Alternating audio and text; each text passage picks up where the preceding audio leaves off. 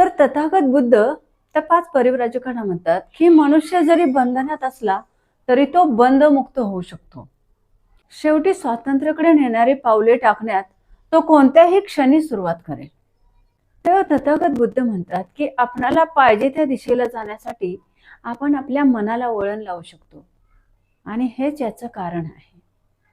तसेच तथागत म्हणतात की मन हे जीवनाच्या कारागृहामध्ये आपल्याला बंदिवान करत असतं आणि मन हेच आपल्याला डांबून देखील ठेवत असतं.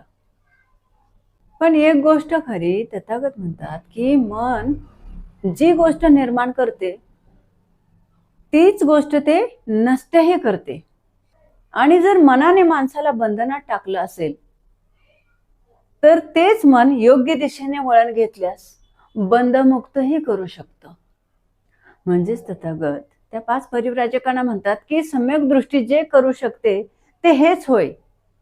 आणि मग तेव्हा ते 5 परिव्राजक तथागतांना विचारतात की सम्यक दृष्टीचा अंतिम उद्दिष्ट काय आहे. आणि मग तथागत बुद्ध त्या 5 परिव्राजकांना उत्तर देतात की अविद्येचा विनाश हेच याचं उद्दिष्ट आहे. त्याचबरोबर ते म्हणतात की सम्यक दृष्टी ही मिथ्या दृष्टीच्या अगदी विरुद्ध आहे. तेव्हा तथागत म्हणतात की मनुष्याला दुःखाचं अस्तित्व आणि दुःख निरोधाचा उपाय हीच उदात्त तत्व न समजणे म्हणजेच अविद्या होय, असं तथागत बुद्ध त्या 5 परिव्राजकांना म्हणतात.